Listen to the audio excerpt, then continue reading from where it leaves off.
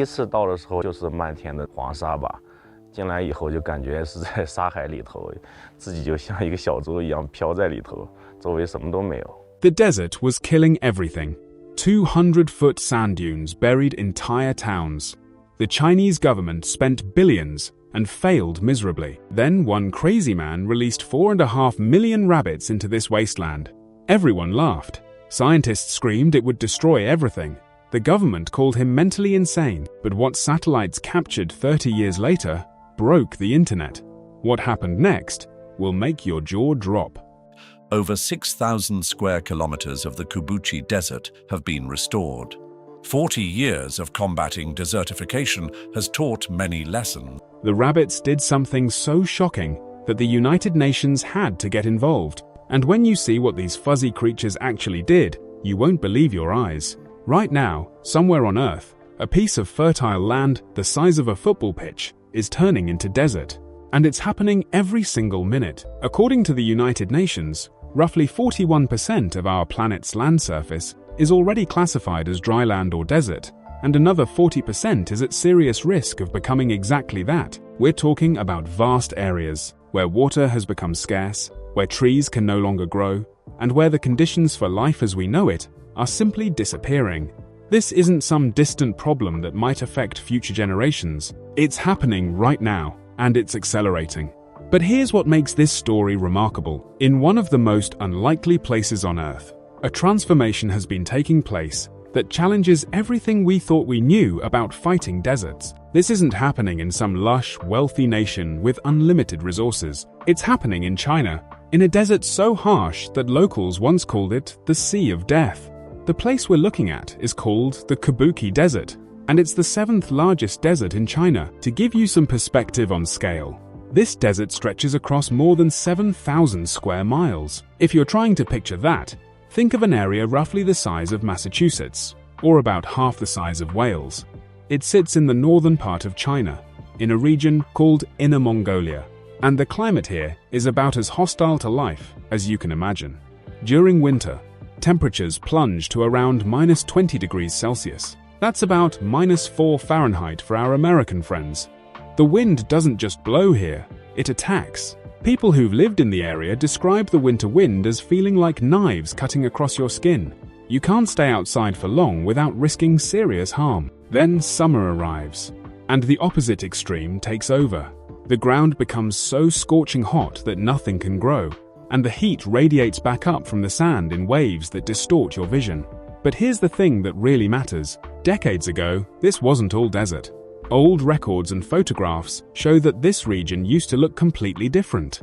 Where there's now nothing but sand dunes, there were once farming communities. Villages dotted the landscape. Rivers flowed through valleys. Grasslands stretched for miles, providing food for livestock and wild animals. People lived here, raised families here, built their lives here. Then something changed. It didn't happen overnight, but the shift was relentless. The winds started getting stronger, more persistent. The grass that had covered the ground for generations began to thin out and disappear. Scientists call this process desertification, and once it starts, it's incredibly difficult to stop. The protective vegetation that held the soil in place was gone, and without it, the wind had free rein to do its worst. Sand began to move, not just a little bit, but in massive quantities. Entire dunes would shift and travel, driven by the constant wind. Houses that families had lived in for years found themselves buried under sand. Roads that connected communities became impassable, covered by drifts that could reach heights of 60 meters. That's about 200 feet, roughly the height of a 20-story building. Imagine waking up one morning to find your entire street buried under a sand dune that tall. The people who remained in the area faced an impossible choice: stay and watch as the desert consumed everything they'd built, or leave and abandon the homes and land their ancestors had worked for generations. Most chose to leave. Villages that had stood for centuries were abandoned, left to be swallowed by the advancing sand. The few who stayed did so out of sheer stubbornness, or because they simply had nowhere else to go. The numbers tell a stark story. In just a few decades, the Kubuchi Desert expanded by more than 25 miles to the east. Every year, thousands of acres of farmland disappeared beneath the sand. Land that had once produced crops and supported life became nothing more than another part of the desert. By the time the 1950s and 60s rolled around, the Chinese government recognized they had a serious crisis on their hands. The response was massive. This was one of the largest anti-desertification campaigns in history, and the government threw enormous resources at the problem. They organized the planting of windbreak forests, rows upon rows of trees designed to slow down the wind and prevent sand from spreading further. They banned livestock grazing in affected areas, reasoning that the animals were eating what little vegetation remained and making the problem worse. They brought in drilling equipment and dug deep wells, hoping to tap into underground water sources that could support new plant growth. Teams of workers were mobilized. Scientists studied the problem from every angle. Money was spent, effort was made, and yet, despite all of this, nothing seemed to work. The trees they planted would struggle for a few months, then wither and die in the harsh conditions. The wells they dug would either come up dry or produce water that was too salty for plants to use. The bans on grazing helped in some small areas, but the desert kept advancing regardless. The problem, it turned out, wasn't simple. You couldn't just plant some trees and expect the desert to retreat. You couldn't just stop grazing animals and watch the grass return. The ecosystem here had been fundamentally broken, and fixing it would require something more than conventional solutions. It would require thinking differently about how nature works and how humans could work with it, rather than just trying to fight against it. For years, the desert continued to win. More land was lost, more communities relocated. The sandstorms grew worse, sometimes carrying dust particles all the way to Beijing, hundreds of miles away. On the worst days, the sky would turn yellow-brown. Visibility would drop to almost nothing, and people in the capital city would taste the desert in the air they breathed. It seemed like a problem without a solution, a battle that couldn't be won. But China has a history of finding innovative solutions to seemingly impossible problems. And in this case, the solution would come not from a government agency or a team of scientists, though they would play their part later. It would come from a single individual, a man who had personal experience with the desert's cruelty and who refused to accept that nothing could be done. His name was Wang Wenbao, though locals would come to call him something else entirely, the Desert King.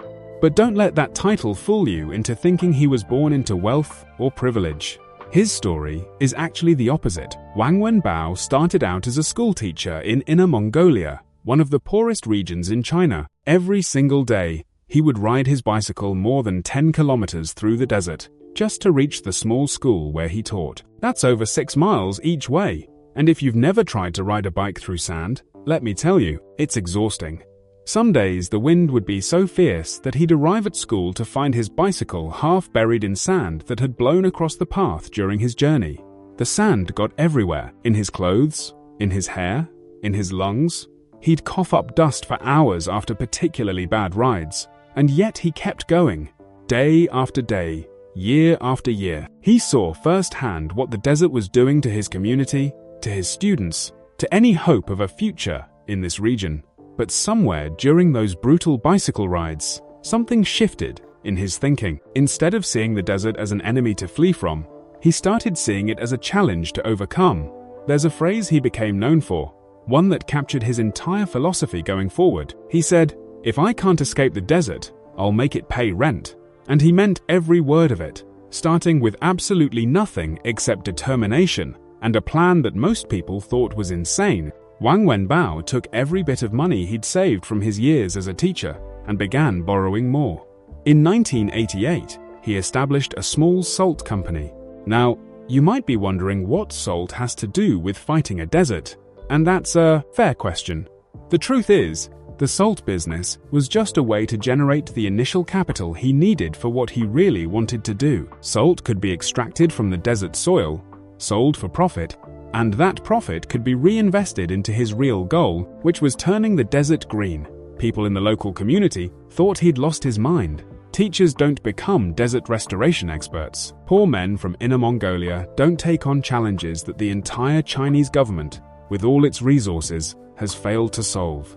His friends told him he was throwing his life away. Officials dismissed him as a dreamer who would be bankrupt within a year. But Wang Wenbao had spent too many years cycling through that desert, breathing in that sand, watching his community slowly die. He wasn't going to walk away now. He started small, testing ideas, measuring results, learning from failures. Over the next few years, he poured hundreds of millions of yuan into his experiment. He built windbreaks, structures designed to slow down the wind and create pockets where plants might have a chance to establish themselves. He planted trees, more than 50 million willow trees over time, chosen specifically because they could survive in harsh conditions. He focused his initial efforts on about 1,400 square miles of barren land, an area that had been completely lifeless for decades.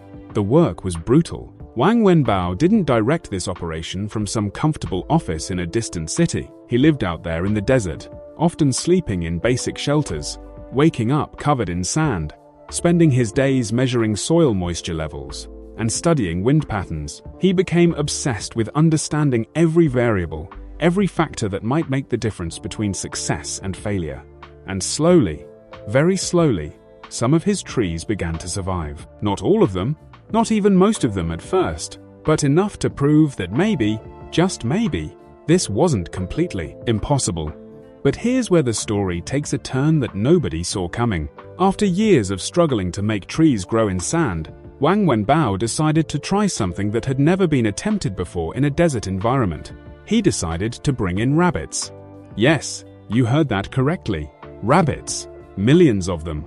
More than 4.5 million rabbits are now living in the Kubuchi Desert, and they're not just surviving, they're thriving. When most people hear this, their first reaction is disbelief. Rabbits in a desert? How does that even make sense?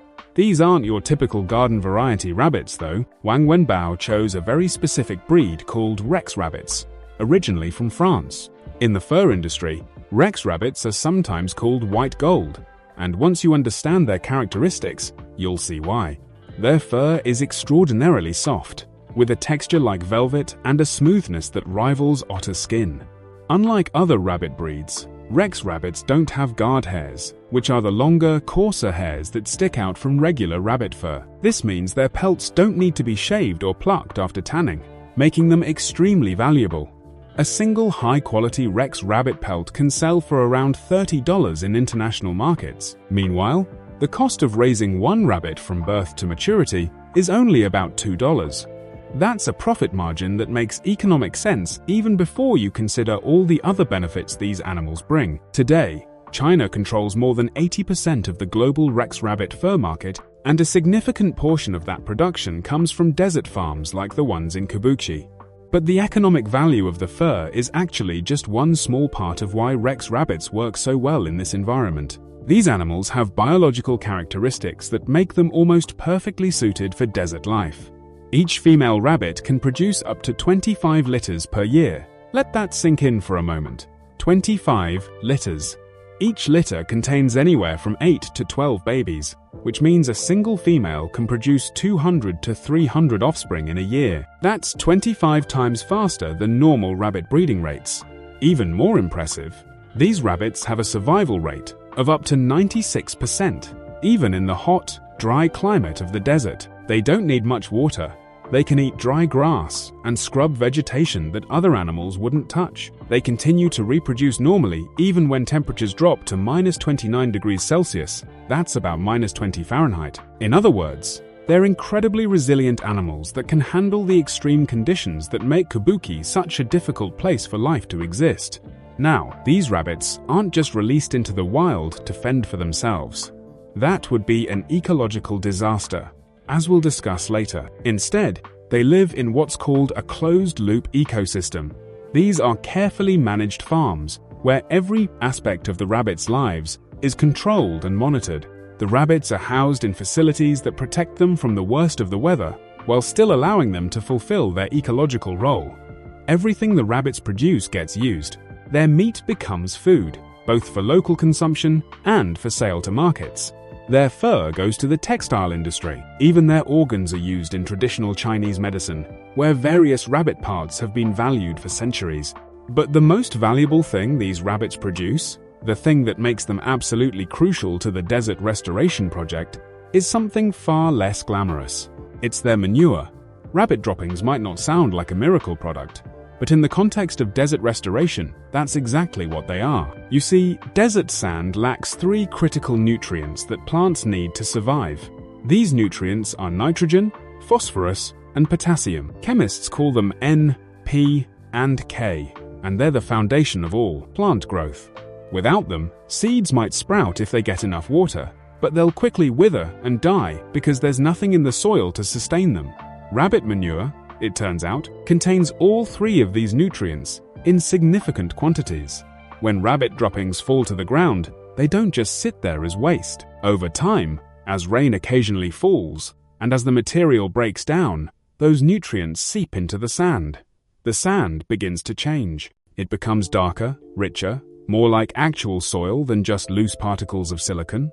For the first time in perhaps centuries, the ground in these areas developed what scientists call humus, which is the organic component of soil that makes it fertile. This is where things get really interesting from an ecological perspective. Rex rabbits have a digestive system that can't fully break down grass seeds. This might sound like a disadvantage, but it's actually incredibly useful. When a rabbit eats grass, it digests the nutrients it needs, but many of the seeds pass through its system intact. So every time a rabbit defecates, it's not just fertilizing the ground, it's also planting seeds. And those seeds are wrapped in a natural fertilizer package that gives them the best possible chance of germinating when the next rain comes.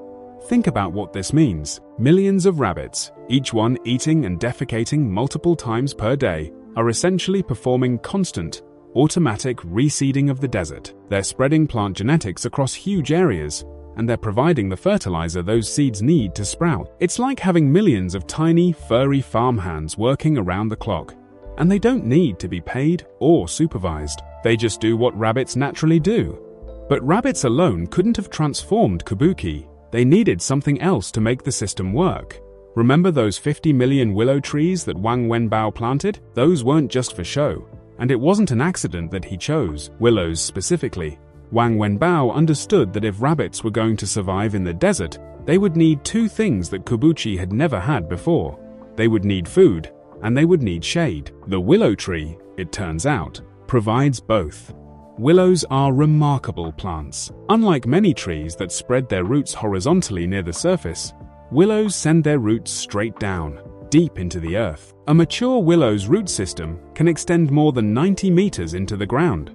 That's about 300 feet, roughly equivalent to a 30-story building. These roots act like biological drills, punching down through layers of sand and rock until they reach underground water sources that other plants can't access. Once a willow's roots hit water, the tree becomes almost impossible to kill. It doesn't matter if there's no rain for months. It doesn't matter if the surface temperature is scorching. The tree is pulling moisture from deep underground, and it uses that moisture to stay green and grow new shoots. These shoots, the young, flexible branches that willows produce in abundance, become food for the Rex rabbits. And here's where the brilliant circular logic of Wang Wenbao's system becomes clear. The willow trees provide shade and food for the rabbits. The rabbits eat the willow shoots and produce manure rich in nitrogen, phosphorus, and potassium. That manure falls around the base of the willow trees, enriching the soil and helping the trees grow even stronger. The trees grow more shoots, which feed more rabbits, which produce more manure, which feeds more trees. It's a self-reinforcing cycle, a closed ecological loop where nothing goes to waste and each component supports all the others. Scientists who have studied this system estimate that each acre of land managed under the willow rabbit model can produce more than 5 tons of organic humus per year. That's not sand anymore. That's actual, fertile soil. And the transformation happens remarkably quickly. According to research from Chinese agricultural universities, areas managed with this system can go from pure desert sand to farmable land in just 3 to 5 years. That's almost unheard of in ecological restoration, where timescales are usually measured in decades or generations. Over the course of about 10 years, more than 300 million willow trees were planted across Kubuchi. These trees formed a green wall, stretching for thousands of miles, creating a living barrier between the desert and the lands beyond. Wind measurements taken before and after the tree planting show that wind speeds have been reduced by roughly 90% in areas protected by the willow forests. And when the wind slows down, sand stops moving. Those massive dunes that used to bury houses and roads, they're now locked in place, held down by tree roots and the beginnings of genuine vegetation cover. The numbers are staggering. Each year, this system of trees and rabbits hold back more than 15 million tons of sand that would otherwise blow eastward, expanding the desert further. But that's just the beginning of what Wang Wenbao accomplished. Wang Wenbao wasn't satisfied with just planting trees and raising rabbits. He understood something that many environmental projects miss, which is that ecological restoration needs to be economically viable if it's going to last. You can't rely on government funding forever, and you can't expect local people to support a project that doesn't improve their lives in tangible ways. So he decided to transform the entire Kubuchi Desert into something the world had never seen before, a giant laboratory for what he called ecological economics. The scale of what came next is hard to comprehend. Wang Wenbao hired more than 100 bulldozers and mobilized over 300 workers. These weren't short shifts or part-time efforts. These teams worked 18-hour days, month after month, systematically flattening sand dunes and reshaping the landscape. They built windbreak fences that stretched for dozens of miles, creating protected corridors where plants could establish themselves without being immediately destroyed by sandstorms. In just the first 5 years of this intensive effort, more than 1,200 square miles of desert were transformed. To put that in perspective, that's nearly the size of Rhode Island turned from barren wasteland into productive land. The millions of willows that had been planted began to mature and spread. The millions of rabbits multiplied according to their remarkable reproductive capacity. And something unexpected started happening. People began to return. Families that had fled the area decades earlier, abandoning their ancestral homes to the advancing sand, started hearing rumors that things were changing. At first, they didn't believe it. How could a desert suddenly become livable again? But as word spread and as photographs began circulating, showing actual green vegetation where there had been nothing but sand, curiosity brought some of them back. What they found astonished them. Their old villages were still buried, yes, but nearby areas were green. Grass was growing, trees provided shade, and there were opportunities to make a living. The rabbit farming operation became a lifeline for thousands of families. By the end of just 1 decade, the Salad Banner area, which is an administrative region within Kubuchi, had 4.5 million Rex rabbits distributed across numerous family-run farms. The economic impact was immediate and significant. The rabbit industry in this one area alone generated about 560 million yuan annually. That translates to roughly $76 million in today's currency, flowing into one of the poorest regions in China. More than 10,000 families escaped poverty through participation in this program. The barrier to entry was deliberately kept low to ensure that even the poorest families could participate. A family needed approximately $3,000 to $4,000 to start their own small rabbit farm. This covered the cost of initial breeding stock, basic housing for the animals, and feed until the first generation of rabbits matured. Within the first year, most families were able to earn 4 times their initial investment. That's not just profit, that's a complete transformation of economic circumstances. Think about what that means for a family living on the edge of subsistence. Suddenly, they have a reliable income source. They can afford better food, education for their children, medical care when someone gets sick. They have hope for the future, instead of just struggling to survive each day. And critically, they have a reason to stay in the region rather than migrating to overcrowded cities looking for work. The ecological restoration project wasn't just bringing back the land, it was bringing back entire communities. But Wang Wenbao still wasn't finished. Just when people thought the Kubuchi project had reached the limits of what was possible, he announced his next move. He was going to bring solar energy into the heart of the desert. Now, on the surface, this makes perfect sense. Deserts get intense sunlight, so they're ideal locations for solar panels. But what Wang Wenbao had in mind went far beyond a standard solar farm. He called the project Junma, and it would become one of the most visually striking renewable energy installations in the world. The project consists of 196,000 individual solar panels, But they're not arranged in boring straight rows like most solar farms. Instead, they're positioned to create the shape of a galloping horse when viewed from above. The design is so large and so precise that it can be seen clearly from space, captured in satellite photographs that show this enormous piece of energy infrastructure that also functions as art. The Guinness World Records officially recognize Junma as the largest energy artwork in the world. But this isn't just about aesthetics or breaking records. The facility produces 2.3 billion kilowatt-hours of electricity every single year. To give you some context for what that means, that's enough electrical power to supply more than 400,000 people for an entire year. That's roughly equivalent to the entire population of Miami, Florida, all getting their electricity from this one desert installation. However, what makes the Junma solar farm genuinely revolutionary isn't just the electricity it produces. It's how the installation itself has been integrated into the broader ecological restoration strategy. You see, those solar panels aren't just sitting there generating power. They're also creating microclimates underneath them. The panels block wind, reducing wind speeds by up to 50% in the areas they cover. They also provide shade, which lowers ground temperatures and reduces moisture evaporation. These conditions, cooler temperatures, and protection from wind, turn out to be ideal for grass to grow. So underneath the solar panels, where you'd normally just have bare ground or gravel, there's now vegetation. And where there's vegetation, you can support animal life. Wang Wenbao's team released rabbits, sheep, and even geese into the areas beneath and between the solar panels. These animals serve multiple purposes. They eat the grass, which is essentially free biological mowing that keeps vegetation from growing tall enough to shade the panels and reduce their efficiency. Their manure continues to enrich the soil, and they provide additional income through meat, eggs, and wool.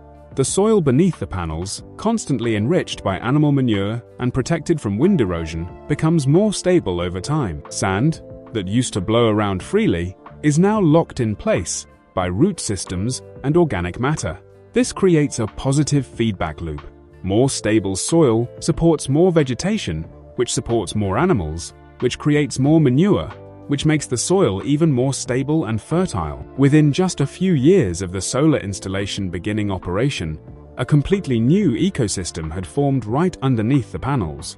The environmental impact statistics are remarkable. By 2022, the Junma facility had saved more than 760,000 tons of coal that would otherwise have been burned to generate the same amount of electricity. That coal saving translates directly to emissions reductions. The project has prevented approximately 1.8 to 5 million tons of carbon dioxide from entering the atmosphere. To put that in terms that might be more meaningful, that's equivalent to the carbon sequestration you'd get from planting more than 80 million trees and letting them grow for years. In just 4 years of operation, the area around the Junma solar plant transformed more than 2,600 acres from what locals had called the Sea of Death into what can only be described as a green energy oasis. There's grass, there are animals, there's productive economic activity, and there's clean electricity flowing out to the grid. It's hard to overstate how complete this transformation is. Land that had been essentially dead for generations is now teeming with life and economic productivity. Wang Wenbao's genius was in recognizing that all these elements, rabbits, willows, sand, solar panels, could be connected in a closed value chain, where every output from one process becomes an input for another. The rabbits produce meat for food, fur for textiles, organs for traditional medicine, and manure for fertilizer. The manure feeds the soil and the trees. The trees provide food for the rabbits and stability for the land. The stable land allows for agriculture and solar installation. The solar panels provide electricity and create microclimates that support more vegetation. That vegetation feeds more animals. Around and around it goes, with each cycle adding more value and more stability to the system. There's even a biogas component that wasn't part of the original plan but emerged as the system matured. Rabbit manure and other organic waste can be processed in biogas digesters, producing methane that can be used for cooking and heating. This provides yet another revenue stream and solves a waste management problem at the same time. And of course, there's tourism. People from around the world now visit Kabuki to see this transformation for themselves. They pay for tours, for accommodation, for meals, pumping more money into the local economy. The financial results speak for themselves. From 2010 to 2020 alone, just that single decade, the Kubuchi ecological economy generated more than $10 billion in total economic value. That's not a misprint. $10 billion from a desert that had been economically worthless just a generation earlier. This has become the most profitable green development model in Asia, proving definitively that ecological restoration and economic development don't have to be opposing goals. When done intelligently, they can reinforce each other. Local government revenues increased as businesses thrived and property values rose. Employment rates soared as farms, solar facilities, and tourism operations needed workers. Educational opportunities improved as families had money to send children to better schools. Healthcare access expanded as medical facilities opened to serve the growing population. In every measurable way, the region was transformed from a place people fled to a place where people wanted to live and build their futures. The success of the Kubuchi model attracted attention from Chinese government officials, international development agencies, and environmental organizations worldwide. Delegations began visiting regularly to study the methods and see if they could be replicated elsewhere. Academic papers were written, analyzing the ecological and economic factors that made it work. Wang Wenbao, the former schoolteacher who everyone thought was crazy, was now being consulted by governments and giving presentations at international conferences. After decades of humans battling against the relentless advance of sand, something remarkable happened. Nature began to respond. It wasn't immediate, and it wasn't dramatic at first, but gradually the signs became impossible to ignore. A report published in 2023 by China's Ministry of Ecology contained findings that stunned environmental scientists around the world. The population of wild deer in Kubuchi had quadrupled since 1990. Desert foxes, which had become extremely rare, were now being spotted regularly. Migratory birds, species that had completely avoided the region for decades, were returning in significant numbers. These weren't animals that had been deliberately introduced as part of the restoration project. Nobody brought in deer or foxes or released flocks of birds. These creatures came back on their own, responding to the fact that the ecosystem could once again support them. Species that had vanished so completely that local elders thought they'd never see them again were suddenly reappearing in fields that had contained nothing but sand and bleached bones just a generation earlier. But perhaps the most significant change was happening underground, invisible to the casual observer, but absolutely critical to long-term sustainability. Groundwater levels, which had been dropping steadily for decades as the desert expanded and water became scarcer, had reversed course. The water table had risen by an average of 5 to 6.5 feet across large areas of Kubuchi over just 20 years. That might not sound dramatic, but it represents a fundamental shift in the hydrology of the region. What this means in practical terms is striking. If you drill a well today in areas affected by the restoration project, you'll hit water at roughly half the depth that would have been necessary a generation ago. That's the difference between a well being economically feasible for a small farmer or not. That's the difference between being able to water crops and livestock or watching them die of thirst. That's the difference, quite literally, between land that can support life and land that cannot. Water is often called the liquid gold of desert regions, and nowhere is that more true than in Kubuchi. The rising water table means that the restoration is becoming self-sustaining. Trees can reach water more easily, which means they survive droughts better and spread more readily. Native vegetation that had been completely wiped out is finding conditions hospitable enough to germinate from seeds that had lain dormant in the soil for years, just waiting for the right conditions to return. More than 100 native plant species have come back to Kubuchi. These include feathergrass, which forms beautiful golden waves when the wind blows across it, desert poplars, tough trees that can survive harsh conditions and provide valuable timber, and various species of desert flowers that add unexpected splashes of color to a landscape that had been monochrome, brown, and yellow for so long. The diversity of plant life creates habitats for insects, which in turn support birds and small mammals, building up the food web from the bottom. The soil itself has fundamentally changed. In areas under active restoration management, the ground is no longer just loose sand that blows away at the slightest breeze. It has structure now. It has that distinctive, earthy smell that comes from organic matter breaking down and mixing with mineral particles. When you pick up a handful, it holds together instead of immediately sifting through your fingers. This is real soil, capable of supporting agriculture, capable of sustaining an ecosystem. Visitors to Kibuchi today see scenes that would have been unthinkable 30 years ago. Golden sand dunes still exist, but they're interspersed with patches of green grass and even small groves of trees that cast actual shadows. Sunlight sparkles off leaves that move in the breeze. The landscape has texture and variation, instead of being an endless, monotonous expanse of sand. It's still recognizably a desert environment, but it's a living desert now, not a dead one. Yet, for all the remarkable success, the Kibuchi project hasn't escaped controversy or criticism. Some environmental scientists argue that the role of rabbits has been exaggerated in Chinese media coverage, and that the real factors behind the success are more mundane. They point to massive government investment in infrastructure, careful water management, advanced land restoration technology, and favorable policy frameworks as the primary drivers of change. The rabbits, they suggest, are just one small component of a much larger, more complex system. There are also concerns about potential long-term ecological problems. Rabbit manure, while rich in nutrients, can cause issues if it accumulates in excessive quantities. Too much nitrogen can lead to nitrogen pollution, altering soil chemistry in ways that might harm certain plant species. It can change the pH balance of the soil, making it too acidic or too alkaline for native vegetation. In some cases, if the manure gets into water systems, it can affect groundwater quality. Some pilot areas have reported green algae blooms appearing around natural fertilizer storage ponds, a warning sign that nutrient levels might be getting too high. Critics also worry about what happens if this model gets replicated too quickly in other regions without proper understanding of local conditions. What works in Kibuchi might not work elsewhere, and attempting to force the same solution onto different desert ecosystems could create new problems instead of solving existing ones. The closed-loop system requires constant management and monitoring. If that attention lapses, or if economic pressures cause shortcuts to be taken, the whole system could become unbalanced.